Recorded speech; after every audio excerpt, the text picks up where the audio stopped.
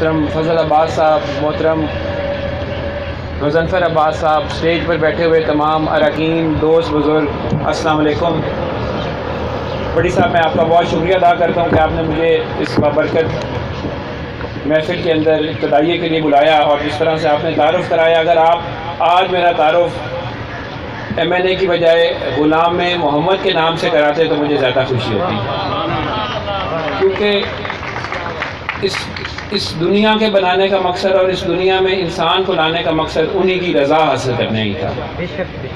اور میری خدا سے بھی یہ ہر وقت دعا رہتی ہے کہ ہمیں حضور کے بتائے ہوئے راستے پر چلنے کی توفیق عطا فرمائے، کیونکہ وہی ایک ہیں جو صحیح راستے پر ہیں اور صحیح منزل کی طرف انہی کے اقدامات کے اوپر چل کر ہم بھی پہنچ سکتے ہیں۔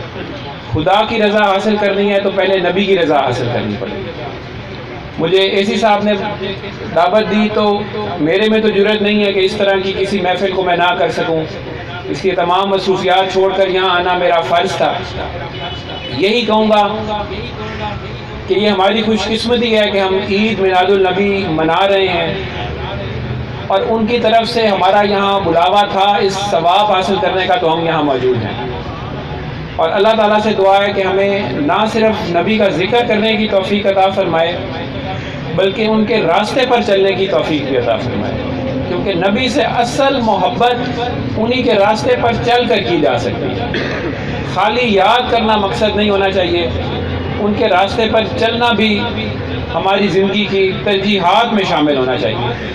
انہی کے راستے پر چل کر اس دنیا میں بھی اور آخرت میں بھی ہماری نجات کا راز اسی چیز کے اندر چھپا ہوا ہے۔ میں بہت شکریہ ادا کرتا ہوں AC صاحب کا کہ انہوں نے یہاں مجھے دعوت دے کر اس بے پناہ خوبصورت محفل میں بلا کر میرے لیے ایک شرف ہوتا ہے کہ میں عید میلاد النبی یا جہاں حضور کا ذکر ہو رہا ہو کہ میں وہاں غلام بن کر جاؤں اور ان کی رضا حاصل کر سکوں۔ اللہ تعالی ہم سب کو، آپ کو، میرے سمیت ان کے راستے پر چلنے کی توفیق عطا فرمائے۔ بہت مہربانی۔